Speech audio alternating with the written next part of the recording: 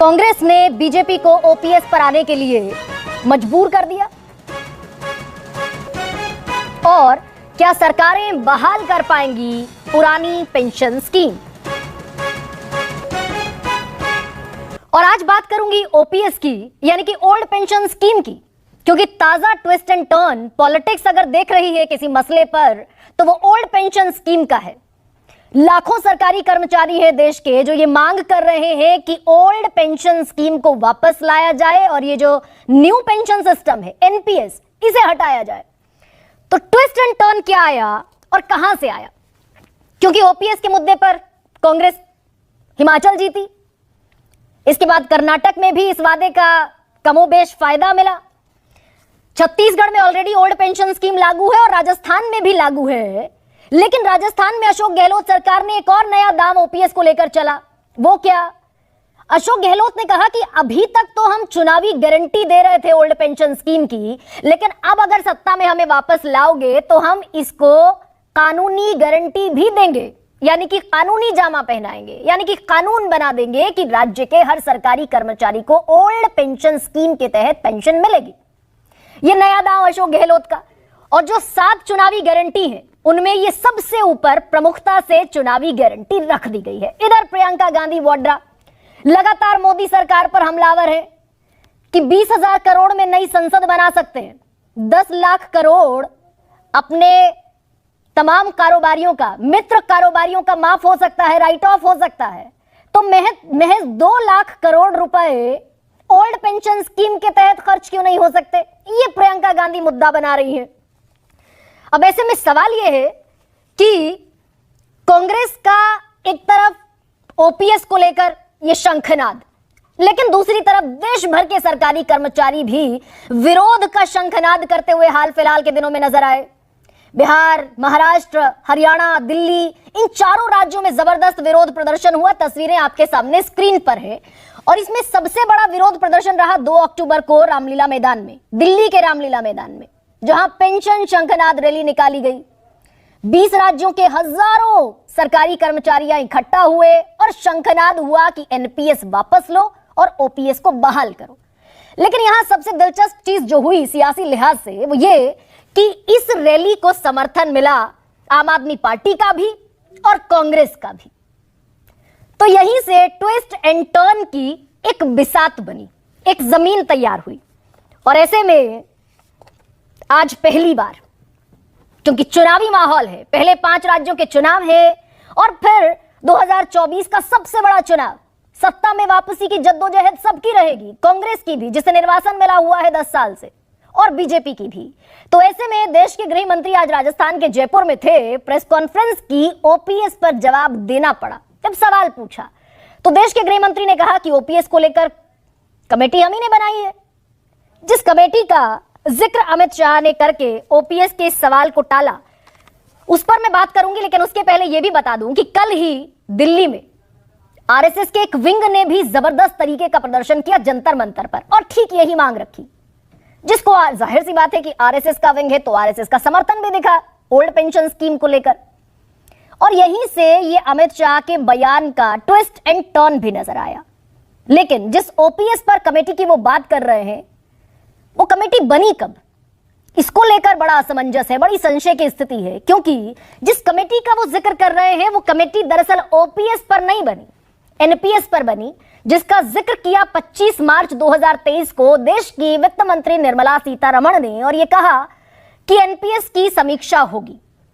जब ज्यादा दबाव आया सरकारी कर्मचारियों का कि एनपीएस की समीक्षा करेंगे, और एक कमेटी बना दी गई जिसकी अध्यक्षता सौंप दी गई वित्त सचिव टीवी सोमनाथन को। लेकिन उस कमेटी की रिपोर्ट अभी तक तकरीबन 7-8 महीने हो गए हैं, नहीं आई है, जिसका लक्ष्य यह था कि एनपीएस में और क्या क्या बदलाव किए जा सकते हैं ताकि कर्मचारियों की नाराजगी भी शांत हो जाए और खजाने पर भी बोझ ना पड़े। लेकिन इसकी रिपोर्ट अभी आई नहीं।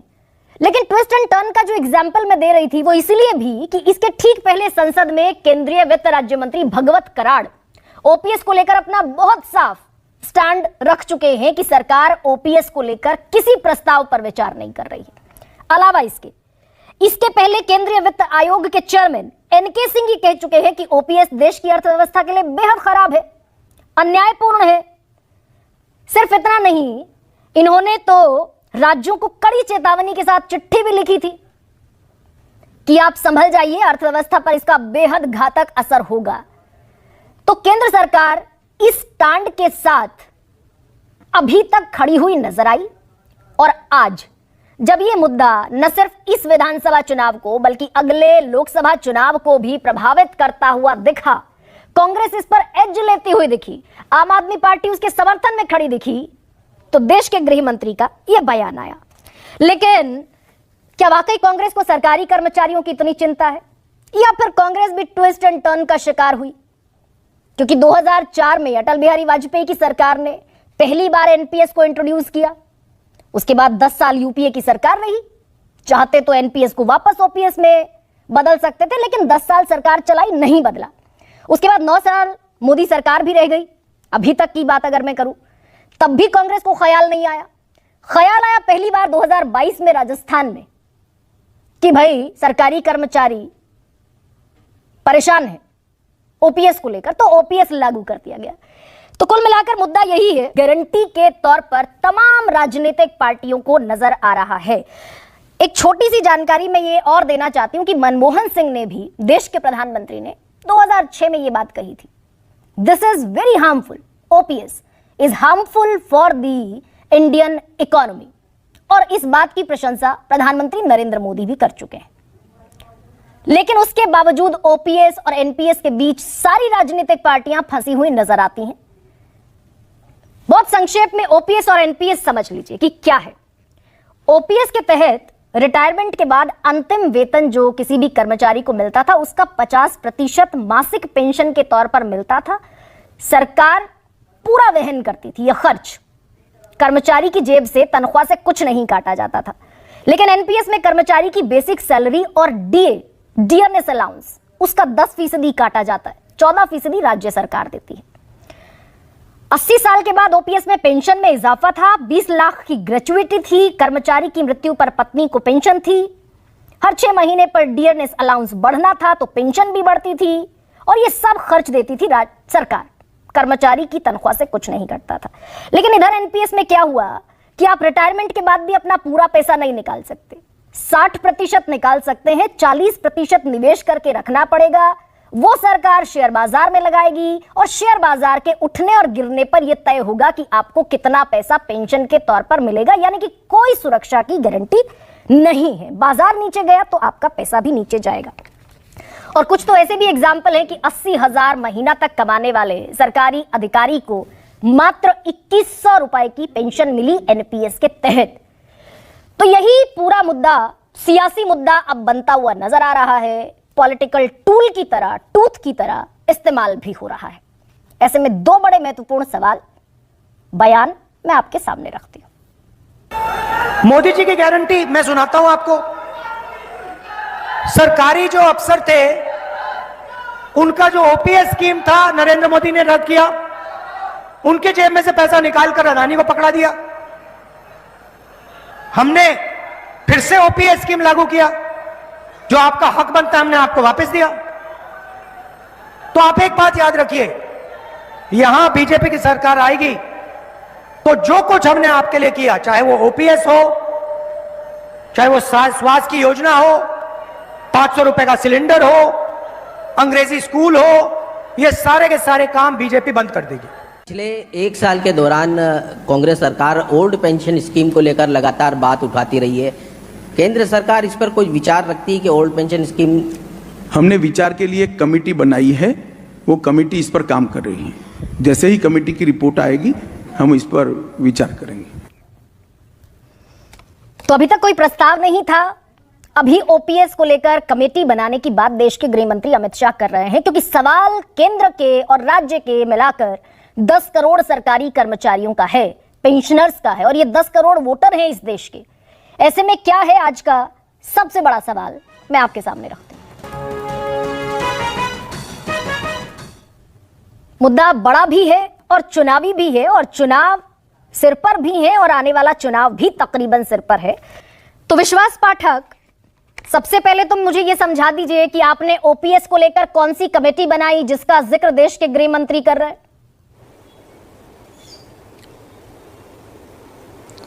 देखिए, लास्ट बजट सेशन में बजट के समय ही अर्थ मंत्री माननीय निर्मला सीतारामन जी ने अनाउंस किया था कि सेक्रेटरी फाइनेंस इनकी अध्यक्षता में सेक्रेटरी एक्सपेंडिचर, सेक्रेटरी डीओपीटी की कमेटी बनाई थी।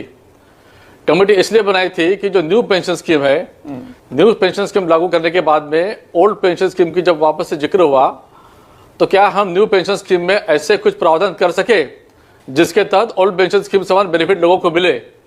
ये कमेटी रिकॉर्ड पे उसी का सिर्फ जिक्र किया और कुछ नहीं। लेकिन ये तो एनपीएस की समीक्षा के लिए कमेटी थी, उस समय ओपीएस का कोई जिक्र नहीं था। मैं पूरा भाषण सुन रही थी वित्त मंत्री निर्मला सीतारमण का, there was no mention of OPS then.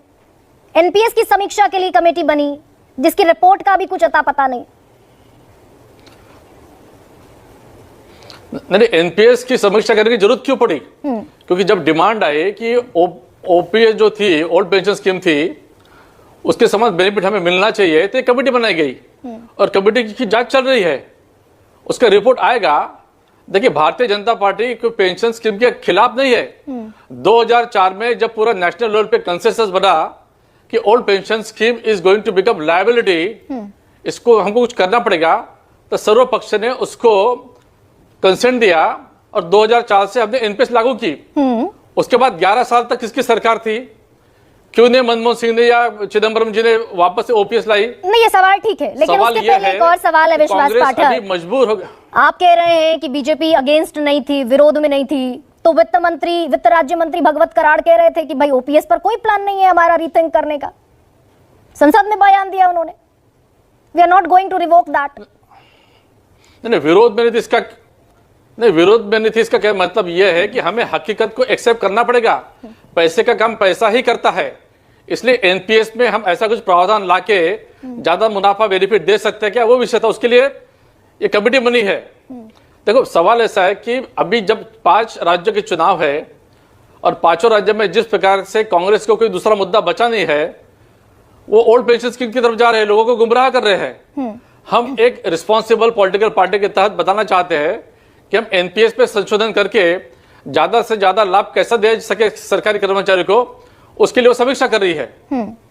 यानी कि जो वित्त आयोग के अध्यक्ष थे एनके सिंह, वो गलत कह रहे थे कि ओपीएस अन्यायपूर्ण व्यवस्था है देश की अर्थव्यवस्था के लिए। आप ही के वित्त आयोग के अध्यक्ष हैं। देखिए, ओपीएस में डायरेक्ट सरकार का कमिटमेंट था पेमेंट करने का। एनपीएस जो काफी अनेक विदेशियों देशों में भी लागू है, it is market driven, market link करके उसको बनाया गया है, जिसमें सरकार के ऊपर का बोझ कम हो जाता है। अभी आपने उसको शेयर बाजार कह दिया, वो शेयर बाजार ऐसा नहीं कह सकते आप। It is a market security. Market security में इन्वेस्ट करके ज्यादा से ज्यादा रिटर्न्स कमा के, लेकिन वो मार्केट फ्लक्चुएट होगा तो पेंशन फ्लक्चुएट होगी ना विश्वास जी। मार्केट फ्लक्चुएट होगा तो पेंशन फ्लक्चुएट होगी। देखिए, सिर्फ एकदम सही है, एकदम सही है, इसलिए वो ज्यादा भी हो सकती है। जब ये कंसेप्ट मैच्योर हो जाएगा तो पेंशन हर साल बढ़ भी सकती है, मार्केट अगर फ्लक्चुएट होता है तो। विषय इसमें ऐसा है कि जैसा अगर कोई हमारा सरकारी कर्मचारी पैसा बैंक में भी रखता है तो एफडी के तहत ही रखता है, और वो एफडी का पैसा बैंक अंततः अथवा मार्केट में लगाती है, इसलिए वो कोई गलत फाइनेंशियल प्लानिंग नहीं है। विषय नहीं, तो एक तरफ आप ओपीएस दे सकते हैं क्या? हाँ, सवाल यही है विश्वास। नहीं, मैं समझा नहीं आप क्या कह रहे हैं। विश्वास जी, सवाल यही है कि आप एनपीएस की भी एडवोकेसी कर रहे हैं कि भाई एनपीएस विदेशों में लागू है, दुरुस्त व्यवस्था है, सब बढ़िया है, और आप ओपीएस पर भी यू टर्न लेने की स्थिति में आ गए। तो पॉलिटिकल बैटल हो गया क्या ये ओपीएस वर्सेस एनपीएस आपके लिए? बिल्कुल ये बिल्कुल नहीं है, हमारे लिए तो उसकी जरूरत भी नहीं है। हमारे पास कई मुद्दे हैं जिसके तहत हमने लोगों को फूड सिक्योरिटी दी है, मेडिकल सिक्योरिटी दी है, फाइनेंशियल सिक्योरिटी दी है, डायरेक्ट बेनिफिट ट्रांसफर भी किया है। इसलिए जनता को क्या चाहिए वो तो हम दे रहे हैं, लेकिन वो ओपीएस ही चाहिए।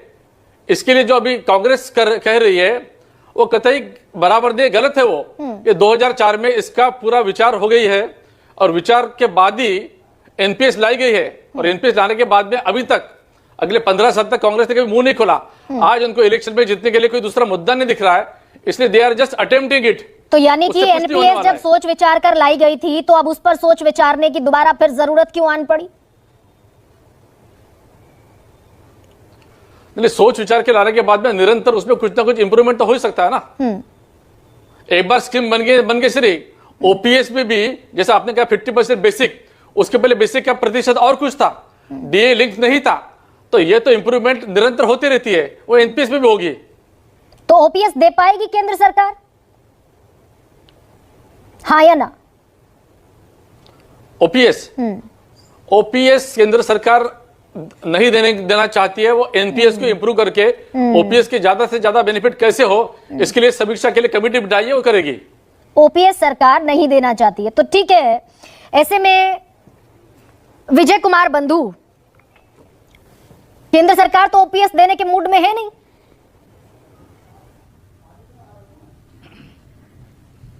जी बिल्कुल, और अच्छी बात है कि प्रवक्ता महोदय ने बहुत अच्छी बात स्पष्ट कर दिया कि हम ओपीएस नहीं देना चाहते हैं, और यही बात देश का कर्मचारी सुनना चाहता है।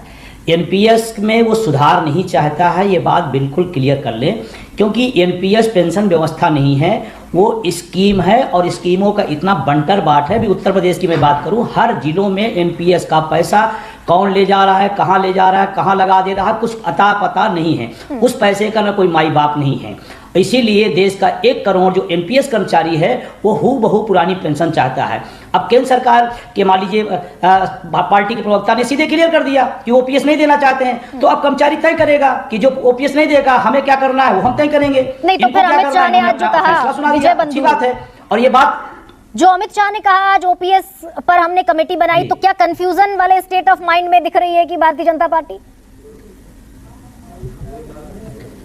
नहीं, गृह मंत्री साहब ने जो बात कही वो बिल्कुल क्लियर कही है कि हमने एनपीएस में सुधार के लिए कमेटी बनाई है, और सुधार वही आएगा। सुधार कितना आता है, क्या आता है, वो कमेटी तय करेगी। और हम सब पूरे देश का कर्मचारी सुधार के लिए आंदोलन नहीं कर। 1 अक्टूबर की रैली आपने देखी होगी, और वो स्वप्रेरित थी। देश का कोई कोना नहीं बचा था जहां से लोग उसके डिमांड के लिए ना आए हों।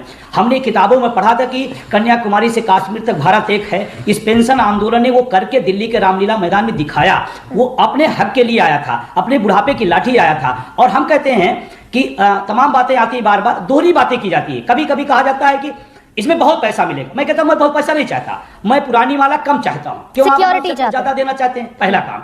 दूसरा, कभी कभी कहेंगे जी, कभी कभी कहते हैं कि अब देश दुनिया का आर्थिक महाशक्ति बन रहा है। जब आर्थिक महाशक्ति बन रहा है तो फिर पैसे की क्या दिक्कत है? फिर आपको जब आर्थिक महाशक्ति भारत नहीं था तब देश के कर्मचारियों को पेंशन दी जा रही थी, और आज जब हम आर्थिक महाशक्ति बन रहे हैं, और बनना चाहिए, हम धन्यवाद देना चाहेंगे, लेकिन उस आर्थिक महाशक्ति में हमारा क्या रोल है? हम टैक्स देंगे, हम से देश की सेवाएं देंगे, लेकिन जब बुढ़ापे की लाठी का सवाल आएगा तो आप बाजार के हवाले कर देंगे। ये बिल्कुल नहीं चलेगा। और देश का 1 करोड़ कर्मचारी ये बात समझ चुका है, वो हूबहू पुरानी पेंशन लेना चाहता है, और उसके लिए उन्होंने बहुत सारे चीजें तमाम राज्यों में करके दिखाया है। हम कर्मचारी के पहले इस देश के नागरिक हैं, हम इस देश के वोटर हैं, और हम अपने वोट का इस्तेमाल अपने मुद्दे के लिए करेंगे। और मैं बधाई देना चाहता हूं अपने संगठन, अपने साथियों को, अटेवा एनएम ओपीएस के, कि पहली बार इस देश में जाति, धर्म, भाषा, क्षेत्र छोड़ करके लोग मुद्दों पर इकट्ठा हुए हैं। ये अपने आप में राजनीति के लिए एक नया विषय है, और ये होगा। राजस्थान की बात मैं करूंगा। राजस्थान का एक कर्मचारी save OPS, save OPS, save OPS, घर घर घर घर नारा चल रहा है, और वो कह रहा है कि हम अपने ओपीएस को अपने वोट की ताकत से सेव करेंगे। तो ये 2024 के लिए विजय कुमार बंधु, ये मैं बताना चाह रहा हूं। हाँ, ये 2024 के लिए कितना बड़ा संकट केंद्र सरकार के लिए आप मान रहे हैं? मैं तो कहता हूं केंद्र सरकार ऐलान कर दे, हम सब स्वागत करेंगे, पुरानी पेंशन लागू कर दे। वो संकट क्यों पैदा करना चाहते हैं? और सच बताएं, 1 करोड़ लोग हैं, एक घर में 5 वोट है, 5 वोट सीधा 5 करोड़ वोट इस ओपीएस के पक्ष में खड़ा होगा। ये कन्याकुमारी से कश्मीर तय करेगा, और संकट की बात नहीं है। हम अपने मुद्दे के लिए वोट करते हैं। हमें चुनाव में घोषणा पत्र दिया जाता है, हम घोषणा पत्र अपने देखते हैं कि हमारे लिए क्या है उसमें, हर आदमी। और अभी कहा जाता है कि भाई ओपीएस से दिक्कत हो रही, देश का अर्धसैनिक बल है, ओपीएस से वंचित है, देश के लिए लड़ता है, बॉर्डर पर देश की आन मान शान है। नहीं, लेकिन अगर विजय कुमार बंधु, आपको रोक रही हूँ, अगर केंद्र सरकार इस पर ओपीएस पर आगे नहीं बढ़ती तो आप उन पार्टियों के साथ जाकर खड़े हो जाएंगे जो ओपीएस का समर्थन कर रही हैं, आम आदमी पार्टी, कांग्रेस। 2024 में ऐसा होने जा रहा है क्या? सवाल जिन लोकतंत्र में क्या होता है, जो मुद्दे की बात करेगा उसके साथ स्वाभाविक रूप से लोगों का रुचि रहेगी। और हमारा तो अभियान चल रहा है, vote for OPS, vote for OPS का अभियान पूरे देश के अंदर चल रहा, हिमाचल में आपने देखा होगा, आपने बहुत बड़ा परिणाम वहां पर आपने देखा होगा और लोगों ने करके दिखाया। हाँ, कभी कभी गलत फहमी में लोग हो जाते हैं, हमारी संख्या कम होती है तो लोग सोचते हैं कि क्या होगा। अभी जैसे प्रवक्ता महोदय ने कहा कि हमारे पास और सारे विषय हैं, ठीक है, आपके लिए और विषय होगा, लेकिन मेरे लिए जीवन मरण का प्रश्न है वो पुरानी पेंशन। और इस देश के तो में हमने जहां सेवाएं दी, OPS, हम वहां सब वो काम वोट। करते हैं जो देश में योगदान होता है। जहां ओपीएस वहां वोट। जी बिल्कुल, बिल्कुल स्पष्ट है, बिल्कुल स्पष्ट। पवन कुमार जी, आपने भी कल जंतर मंतर पर एक प्रदर्शन किया और राष्ट्रीय स्वयंसेवक संघ का समर्थन रहा इस प्रदर्शन को कि भाई एनपीएस हटाओ, ओपीएस लेकर आओ, लेकिन बीजेपी साफ कह रही है कि हम ओपीएस नहीं लेकर आएंगे। अमित शाह कह रहे हैं ओपीएस पर कमेटी बना दी, तो कौन सा दबाव काम कर रहा है? नहीं, इस प्रदर्शन में जो भारतीय मजदूर संघ ने कल किया, अभी जो विजय बंधु जी बोल रहे थे, हम भी चाहते हैं कि इस देश के नए पुराने सभी कर्मचारियों को पुरानी पेंशन स्कीम मिलनी चाहिए, उस पर कोई इफर्ट नहीं चाहिए। सरकारें, वास्तविकता ये है कि पिछले 20 साल से 18 साल से ये योजना चल रही है। 10 साल बीच में कांग्रेस ने शासन किया, और अगर मैं ठीक बताऊं तो आपको, ये दिसंबर 3 में ये योजना उस समय की सरकार लाई थी, किंतु लागू नहीं कर पाई। लागू किया अक्टूबर 2004 में एक नोटिफिकेशन के द्वारा तत्कालीन कांग्रेस की सरकार ने, यूपीए की सरकार ने, नहीं, ये अटल बिहारी वाजपेयी की सरकार ने, अटल जी की सरकार लाई थी, हाँ, किंतु लागू भी हो गया कर था। पाई। पवन जी, लागू भी हो गया था, इसलिए इसी को कंटिन्यू किया था यूपीए सरकार ने। मैडम मेरी निवेदन सुनिए प्लीज। अक्टूबर 2004 में एक नोटिफिकेशन के द्वारा इस स्कीम को लागू किया गया, और 10 साल तक, 15 साल तक कांग्रेस आराम से चादर तान के सोई रही। अनेक प्रांतों में, जैसे हरियाणा में, ये स्कीम 2006 से लागू हुई, यानी शुद्ध कांग्रेस की सरकार ने लागू की। यानी आज राजनीतिक पार्टियों से हमारा निवेदन है कि इस मुद्दे पर राजनीति बंद करें, चाहे कांग्रेस हो, चाहे भाजपा हो, चाहे बाकी राजनीतिक दल हो। इस मुद्दे पर राजनीतिक रोटी सेकने की बजाय कर्मचारी के पेंशन की चिंता करें, क्योंकि एनपीएस में हम थोड़ा बहुत हम अपना कंट्रीब्यूशन करते हैं। सरकार कहती है हम 14% देते हैं, भाई तुम क्यों देते हो 14%? ये 14% के बदले में हमको पुरानी पेंशन स्कीम बहाल करो। सरकारें आज 14% का एक लॉलीपॉप देकर कर्मचारी को और रास्ते से भटकाने का प्रयास कर रही है। हम कह रहे हैं भाई ये क्यों कर रहे हैं? आज भी अनेक राजनीतिक दल की सरकार है, अनेक प्रदेशों में है। आज कोई राजनीतिक दल ये नहीं कर सकता कि हमारी सरकार नहीं थी, नहीं रही। सबकी सरकारें होते हुए भी कर्मचारी को तो आज तक पुरानी पेंशन बहाल नहीं हुई। अभी कुछ नहीं, तो ये केंद्र सरकार, एक सेकेंड पवन जी, आपने जो कल प्रदर्शन किया, ये माना जा रहा है कि भाई राष्ट्रीय स्वयंसेवक संघ का भी समर्थन इस बात को है कि ओपीएस बहाली होनी चाहिए, फिर भी अगर केंद्र सरकार इस पर रिजिड है कि नहीं देंगे ओपीएस। नहीं, मैडम आप इसको समझ लीजिए, भारतीय मजदूर संघ के प्रदर्शन को भारत के सरकारी कर्मचारियों का, चाहे केंद्र सरकार का हो चाहे प्रदेश सरकार का हो, उनका समर्थन है। हम उनके समर्थन के बल पर केंद्र सरकार से कह रहे हैं। कल सायंकाल निर्मला सीतारमण जी ने भारतीय मजदूर संघ को बुलाया, वो भी बता रही थी हमने कमेटी बनाई है, हम ये कर रहे हैं, हम वो कर रहे हैं। कमेटी बना करके, और एक दूसरा मुद्दा उठाना चाहता हूँ, विश्वास पाठक जी कह रहे थे हम नहीं दे सकते, कम से कम इनको तो नहीं बोलना चाहिए। अरे भाई, अपने एमएलए को जो 4 बार एमएलए बनता है उसको 4 बार की पेंशन देते हो, 4 बार सांसद बनता है उसको 4 बार सांसद की पेंशन देते हो। जो खुद लेते हैं पेंशन राजनीतिक नेता, वो दूसरों को देने में आनाकानी करते हैं। उनको देश की अर्थव्यवस्था दिखाई देने लगती है, उनको देश की परिस्थिति दिखाई देने लगती है।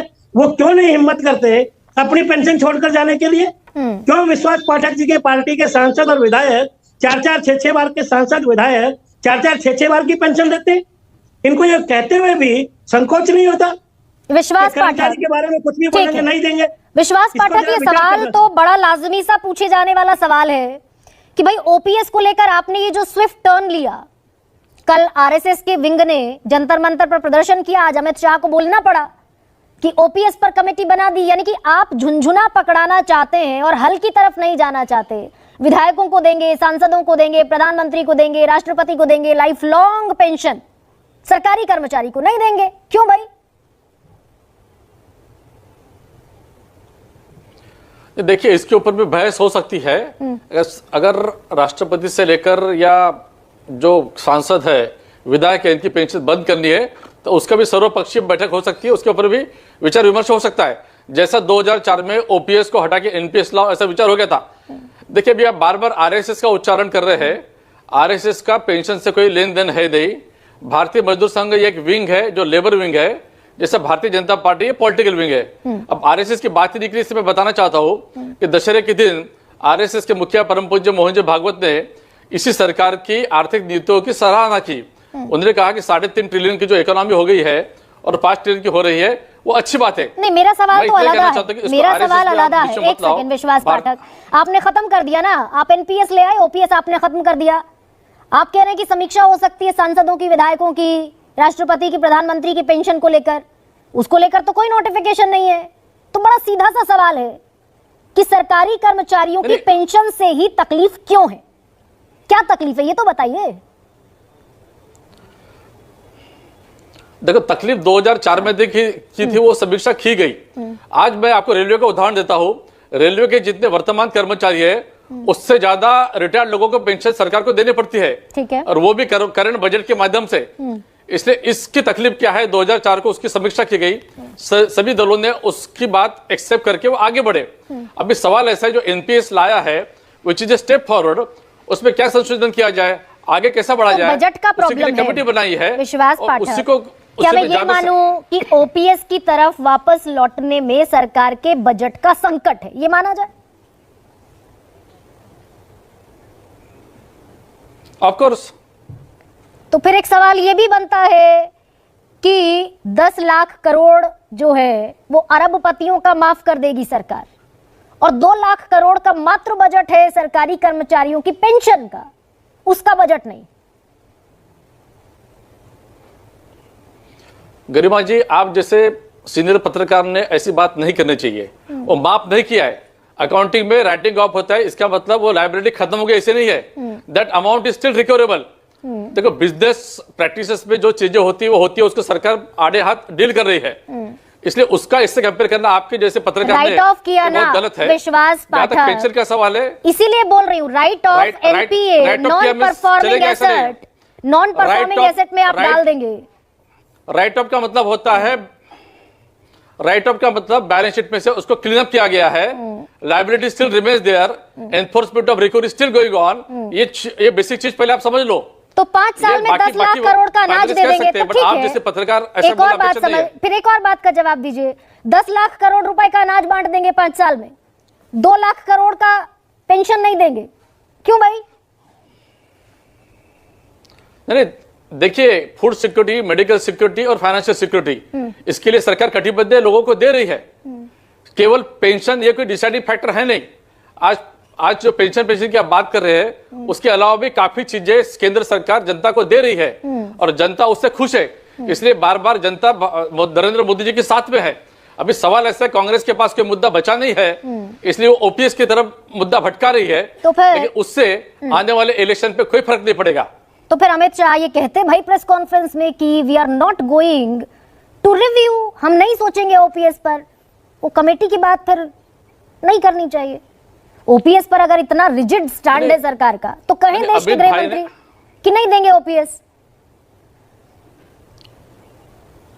अमित भाई ने फैक्ट ही आपके सामने रखी है कि एनपीएस के ऊपर पार्लियामेंट में हमने एक कमेटी बनाई है जिसके अध्यक्ष सेक्रेटरी फाइनेंस है। वो सिर्फ उन्होंने फैक्ट रखी है, वो एनपीएस और ओपीएस मुद्दे में इलेक्शन का मुद्दा नहीं बनाना चाहते हैं। और हमारे लिए वो बड़ा मुद्दा भी नहीं है। हम लोग तो डेवलपमेंट की राजनीति कर रही है, जिसमें 10% जो सरकारी कर्मचारी है, उसके साथ साथ 90% जो ऐसे कर्मचारी जिनको पेंशन का लाभ नहीं मिलता है। सभी का विचार करते हुए सबका साथ सबका विश्वास जब हम कहते हैं, वो यही हमारी पॉलिसी है। ठीक है विश्वास पाठक, बहुत छोटा सा रिएक्शन। पवन कुमार जी, आप बोलना कुछ चाह रहे हैं, बता दीजिए। सरकार ओपीएस के कतई खिलाफ। सरकार जिस ढंग से सोच रही है, मुझे लगता है विश्वास पाठक जी ने किसी वित्त मंत्री से वार्ता नहीं की। अगर वार्ता करके आते तो शायद इस भाषा को नहीं बोलते कि हम ओपीएस नहीं लाएंगे। इनके वित्त मंत्री बोलती है कि हम कमेटी के माध्यम से ओपीएस लाने पर विचार कर रहे हैं, और पाठक जी बोल रहे हैं कि नहीं लाएंगे। मुझे लगता है इनके घर के अंदर ही ये अलग अलग राय क्यों बन रही है। पहले तो ये एक बड़ा गंभीर मुद्दा इनके अंदर है, और जहां तक इनको लगता है कि ओपीएस कोई मुद्दा नहीं है, अरे भाई, आज की तारीख में ओपीएस इतना बड़ा मुद्दा बना है देश भर में कि आपको अंदाजा नहीं है कितना बड़ा मुद्दा है। कर्मचारी की पेंशन से ही आप देश चलाना चाहते हैं, और अगर आप रिटायर पर्सन की परचेजिंग पावर बढ़ाएंगे, उसको पेंशन देंगे, तो क्या वो देश की अर्थव्यवस्था में योगदान नहीं करेगा? आप ये चाहते हैं उसको 5 किलो का राशन दे दें और उसको पेंशन नहीं दे।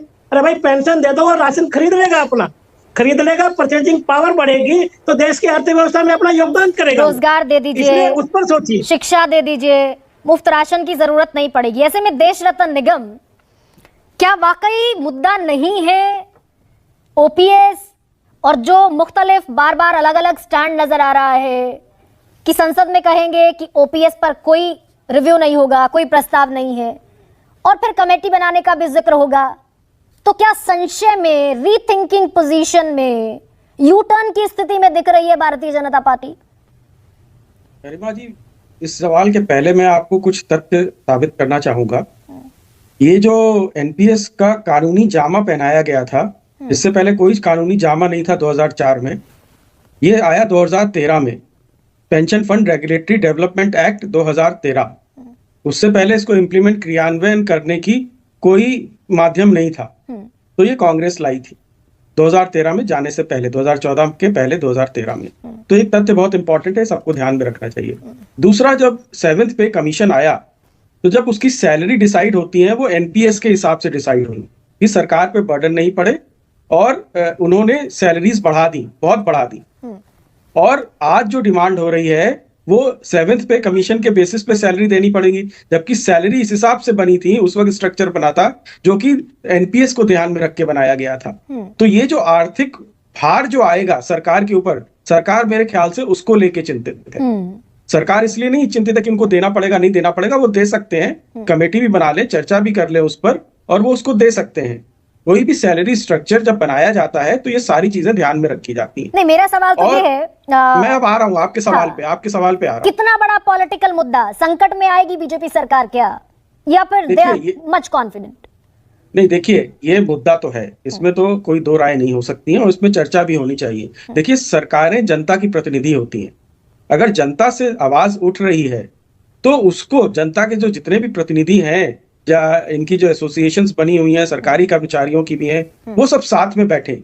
और ये जो मैंने कुछ 2-4 चीजें बताई, इसमें और भी, जैसे हमारे साथ अर्थशास्त्री जी भी बैठे हुए हैं, प्रोफेसर साहब, तो वो इस पर आपको गहन अध्ययन के साथ कुछ ऐसी चीजें बता सकते हैं कि जब भी कोई आपकी पेंशन डिसाइड होती है, उसमें बहुत सारे फैक्टर्स जाते हैं जिसकी वजह से पेंशन डिसाइड होती है। तो एनपीएस किसके आधार पर सैलरी स्ट्रक्चर बनता है, उसमें क्या भार पड़ेगा, वो सब। और ये मुद्दा जरूर है, और इसका सोल्यूशन जरूर ढूंढना चाहिए। ये कहना कि मुद्दा नहीं है, मैं नहीं मानता।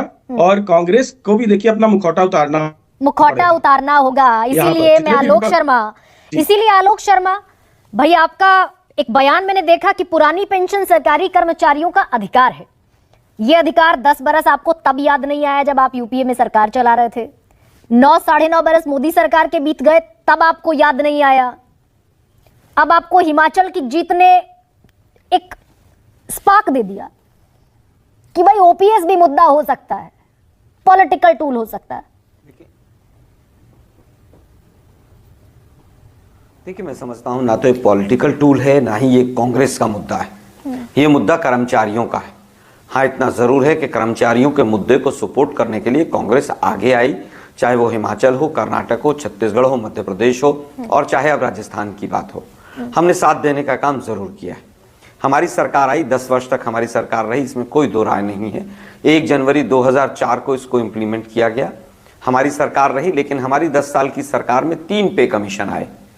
दुर्भाग्य यह है कि उस समय तक सब चीजें बहुत अच्छी तरह से चल रही थी और सरकारी कर्मचारियों की तरफ से भी उस तरह की दिक्कत नहीं थी। दुर्भाग्य यह है कि 2014 के मोदी जी की सरकार के आने के बाद जिस तरह से पे कमीशंस तो मिले नहीं, ना सिर्फ जिस तरह से जो तनख्वाहें थी वो बढ़ी, एक तरफ इन्फ्लेशन का पूरा भार बढ़ता चला गया, और धीरे धीरे सरकारी कर्मचारियों को समझ आया कि जो एनपीएस और ओल्ड पेंशन स्कीम का जो ऑप्शन है और जो 40% वाला जो मैटर के वहां पर इन्वेस्ट करना पड़ेगा, ये यूपीए 1 और यूपीए 2 में नहीं था। नहीं तो ये मोदी सरकार के भी तो 9.5 साल गुजार दिए आलोक शर्मा आपने। 2022 में याद आया आपको, गहलोत 2022 में लेकर आए। मैं समझ नहीं, ऐसा नहीं है। देखिए, 2016 में एनपीएस और ओल्ड ओपीएस में जिस तरह से इन लोगों ने घालमेल किया था और उसके बाद 2 साल कोरोना में भी निकले, कर्मचारियों की तरफ से भी उस तरह की आवाज नहीं थी और हमें उम्मीद थी कि पे कमीशन आएंगे और पे कमीशन आने के बाद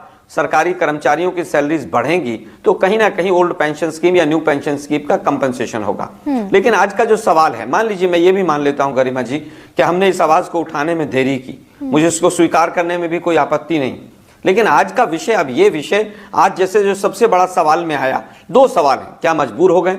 वास्तव में अब सरकार मजबूर होती जा रही है कर्मचारियों के सामने। कर्मचारी चाह रहे हैं कि हमें ओल्ड पेंशन मिलनी चाहिए और ये सरकार पूरी तरह से, केंद्र की सरकार मजबूर होगी, बीजेपी मजबूर होगी और कर्मचारी इनको मजबूर करेंगे। दूसरी चीज है कि क्या केंद्र सरकार या बीजेपी की सरकार देगी, क्योंकि राजनीतिक मुद्दा एक बन गया और बीजेपी हमेशा से वोट की चोट से ही मार खाती है। ये लोग तो पेट्रोल और डीजल के प्राइस घटा देते हैं। वेस्ट बंगाल हारे थे तो तुरंत पेट्रोल डीजल के प्राइस घटाए थे।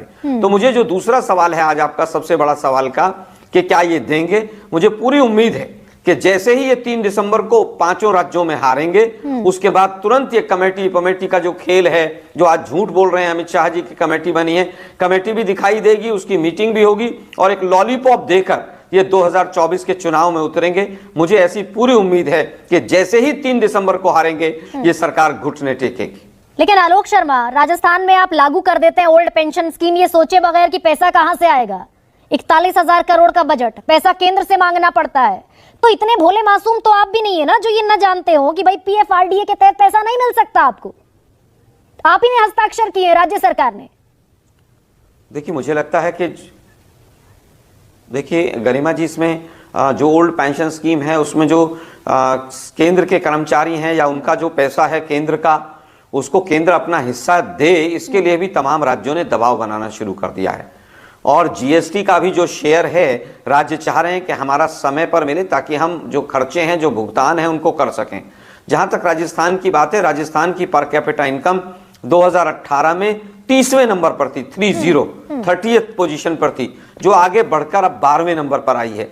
जीडीपी ग्रोथ रेट 21-22 के आंकड़े अभी पिछले हफ्ते आए हैं, उसमें 19.5% जीडीपी ग्रोथ रेट है राजस्थान की। अगर लेकिन आलोक शर्मा, ये भी मान लीजिए कि भाई हिमाचल ने आपको ये बताया कि ओपीएस एक विनिंग कॉम्बिनेशन हो सकता है पॉलिटिकल बुके में।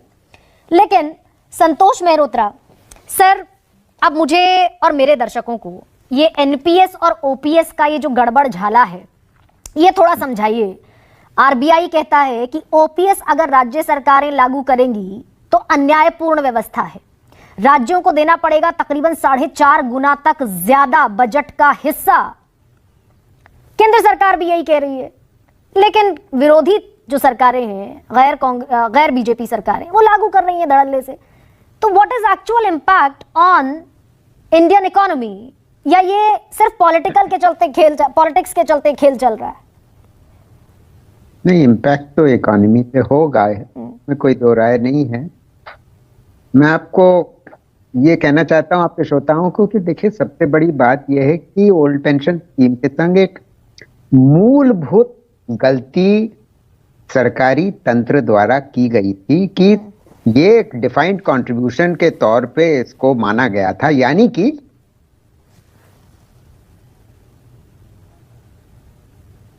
जी करेगा और आने वाली पीढ़ी जब वो रिटायर हो जाएगा तो आने वाली पीढ़ी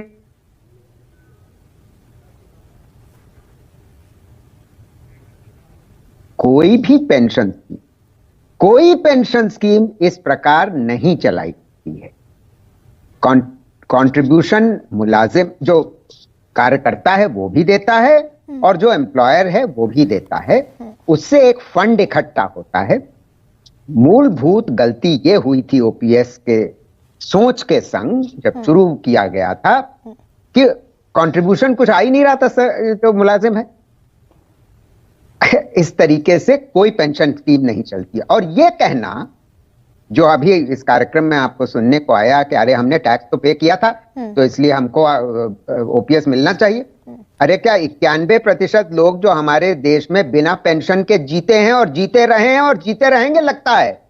चाहे कोई सरकार आ जाए, क्योंकि कोई सरकार इसके 91% के बारे में नहीं असंगठित क्षेत्र में सोच रही है। वो क्या टैक्स नहीं देते क्या? हम आप ही सिर्फ टैक्स देते हैं जो डायरेक्ट टैक्स देते हैं। तो देखिए, एक एनपीएस के संग भी प्रॉब्लम है, इसमें कोई दो राय नहीं है, क्योंकि ये जो 40% आखिर में कटौती हो जाती है और उसके बाद उसमें जो आमदनी आती है महीनेवार, वो पूरा नहीं पड़ सकता। और सबसे बड़ा अंतर एनपीएस ओपीएस के बीच में यही रहा है और रहेगा। अगर कुछ मिश्रित स्कीम नहीं चालू की जाती, और मिश्रित स्कीम के बारे में ही आंध्र प्रदेश सरकार कुछ सोच रही है। मुझे लगता है जो केंद्र सरकार ने कमेटी बनाई है वो भी शायद मिश्रित स्कीम के बारे में सोच रही होगी कि कुछ मतलब 50% ना दिया जाए लास्ट पे ड्रॉन का, मगर 35-40% दिया जाए और इन्फ्लेशन लिंक्ड हो, क्योंकि एनपीएस इन्फ्लेशन लिंक्ड नहीं है। लेकिन सर यहाँ पर ये तो ओपीएस और एनपीएस की खामियां खूबियां हो गई, लेकिन यहाँ पर एक सवाल ये भी तो जायज बनता है कि जब 2 लाख करोड़ रुपए 81 करोड़ 35 लाख लोगों को मुफ्त राशन दिया जा सकता है, और जिस एनपीए की अभी मैं बात कर रही थी 10 लाख करोड़ राइट ऑफ हो सकता है, there so many other expenditures. OPS को लेकर बजट का जो रोना है वो कितना जायज है? बिल्कुल जायज नहीं। और खासतौर से ये खर्च तो आगे आते हुए जेनरेशंस को दिया तो भार उठाना पड़ेगा। बिल्कुल भी जायज नहीं, और इसमें कोई दो राय नहीं। इसलिए इस सरकार को 2-3 चीजें करनी आवश्यक है। पहली चीज, और मैं दोहरा रहा हूं अपनी बात की, 91% लोग जो भी टैक्स देते हैं वो जीएसटी नहीं देते क्या? सुबह से शाम तक कुछ भी खरीदते हैं क्या? जीएसटी नहीं देते वो? उनको पेंशन नहीं मिलनी चाहिए? उसके बारे में कोई सरकार ने, पिछली सरकार या इस सरकार ने सोचा नहीं सोचा है। और क्या हमारे विजय कुमार जी और उनकी संस्था इसके बारे में सोच रही है? तो पहली चीज तो ये देश को सोचना है। दूसरी बात यह है कि एनपीएस में बदलाव लाना पड़ेगा, और मगर ये झगड़े का स्रोत बना रहेगा, इसमें कोई दो राय नहीं। कोई भी आप सरकार ला दिए, एनपीएस को आप खत्म कर नहीं सकते। आखिरी बात मैं ये कहना चाहता हूं कि 22 दिसंबर 2003 को सरकार ने नोटिफिकेशन कर दिया था अटल जी की सरकार में, और 1 जनवरी 2004 से वो लागू हो गया था, इंप्लीमेंट हो गया था, क्योंकि वो 22 दिसंबर 2003 को नोटिफाई हो गया था। तो गलतियां और खामियां दोनों स्कीमों में हैं। इसी वजह से इतना मुद्दा ये सरकार के सामने अब खड़ा हो गया है। लेकिन मैं एक और सवाल संतोष जी पूछ रही हूं आपसे कि केंद्र सरकार नहीं करेगी तो जहां जहां गैर बीजेपी की पार्टियां, गैर बीजेपी सरकारें आती जाएंगी, वो अपने अपने स्टेट्स में लागू करती जाएंगी, तो ये पॉलिटिकल रिफ्ट को भी बढ़ाने का एक जरिया बनता जाएगा क्या? बिल्कुल, इसीलिए पूरे देश को सोचना है। सारी पॉलिटिकल पार्टीज को मिलकर सोचना है। इसी वजह से फिर से दोहरा रहा हूं, तीसरी बार कह रहा हूं कि असंगठित क्षेत्र के बारे में कौन से संगठन सोच रहा है? क्या विजय कुमार जी का संगठन सोच रहा है, या भारतीय मजदूर संघ सोच रहा है, या all India trade union Congress सोच रही है? मैं ये सवाल सारे इस कार्यक्रम के प्रवक्ताओं से पूछना चाहूंगा। तो सरकार ओपीएस पर वापस नहीं जाना चाहती क्योंकि बजट का इशू है, और बाकी सब चीजों के लिए बजट है सरकार के पास। संतोष मेहरोत्रा, बहुत छोटा सा रिमार्क। बिल्कुल आप सही कह रही हैं, यही बहुत दुखदाई बात है। आप इसको दोहरा रही हैं और ये सत्य है, इसमें कोई दो राय नहीं है। ये दुखदाई है। बहुत छोटा सा, विजय बंधु, बहुत छोटा सा रिएक्शन दीजिए। सर ने अभी कहा कि क्या संगठित सेठ असंगठित सोच रहे, ये सरकार का काम है। सरकार बिल्कुल सोचे, सामाजिक सुरक्षा देना सब सरकार की जिम्मेदारी है, उसको सोचना चाहिए। और टैक्स की बात है तो हम इनकम टैक्स भी देते हैं, और जितने नागरिक सब टैक्स देते हैं वो भी हम देते हैं। सवाल एक और है कि जब ओपीएस की बात आती है, सारे अर्थशास्त्री ओपीएस के बजट पर आ जाते हैं। देश के नेताओं को पेंशन मिलती है, कभी अर्थशास्त्री को जबान नहीं खुली है। देश पर इतने हजारों करोड़ का विज्ञापन छपता है, जो देश का पैसा है उस पर कोई सवाल नहीं आता है। हजारों करोड़ रुपए उद्योगपतियों को माफ कर दिया जाता है। एक उद्योगपति का आज तक हमने बयान नहीं छापा कि उन्होंने क्या लिखा इस पर। हमें सवाल इस बात का नहीं है, हम नहीं उनके विरोध में हैं। हम कहते हैं सरकार का काम है, लोक कल्याणकारी राज्य में ये वेलफेयर का काम है, हमें भी दे उन्हें भी दे। कौन रोकने जा रहा है? आपको नहीं देना चाहिए। ठीक है, विश्वास पाठक ऐसे में देर सवेर ऐसे में जितना गंभीर ये मुद्दा दिख रहा है, सरकारें इस पर चुनाव जीत रही हैं, पार्टियां, पॉलिटिकल पार्टीज, तो क्या रीथिंक करने की सिचुएशन में अब बीजेपी भी आकर खड़ी हो गई है और इसीलिए देश के गृह मंत्री कह रहे हैं कि कमेटी बना दी। कल निर्मला सीतारमण ने भी यही कहा कि सोच रहे हैं। देखिए, अगर राजस्थान में ओपीएस को वापस लाने की बात की जाए है तो घोड़ा मैदान नजदीक है। राजस्थान में किसकी सरकार आ रही है देख लो, केवल 10% सरकारी कर्मचारियों के भरोसे में इलेक्शन इधर के उधर नहीं होते हैं। वो भी सेंसिबल लोग होते हैं, वो भी सोच समझ के वही सोचेंगे कि जहां पर नरेंद्र मोदी जी की एक मजबूत सरकार है, देश को आगे ले जा रही है, फिस्कल डिसिप्लिन ला रही है, लार्जर इंटरेस्ट में भारतीय जनता पार्टी को सपोर्ट करना वो उनकी जिम्मेदारी है। हमें तो विधायकों की, सांसदों की पेंशन खत्म करने की तरफ बढ़ रही है फिर सरकार, इस फिस्कल डेफिसिट को अगर और इवॉल्व करना है। नहीं, मैं कांग्रेस से अनुरोध करता हूं कि वो मांग उठाए, हम उसके ऊपर जरूर विचार करेंगे। अगर कंसेंसस बनता है तो वो भी बंद कर देंगे। उसकी तरफ आप सुमोटो एक्शन की के जरिए भी ये मुद्दा हल हो सकता है अगर सरकार फिस्कल डेफिसिट को लेकर इतनी गंभीर है। लेकिन ये तय है कि 2024 की बिसात पर जब राजनीतिक पार्टियां खड़ी होंगी तो ओल्ड पेंशन स्कीम का ये मुद्दा एक बड़ा मुद्दा होगा। 10 दिसंबर भी महत्वपूर्ण तारीख, जिसमें देश भर के तमाम सरकारी कर्मचारी एक बार फिर दिल्ली के रामलीला मैदान में जुटेंगे। सबसे बड़ा सवाल में फिलहाल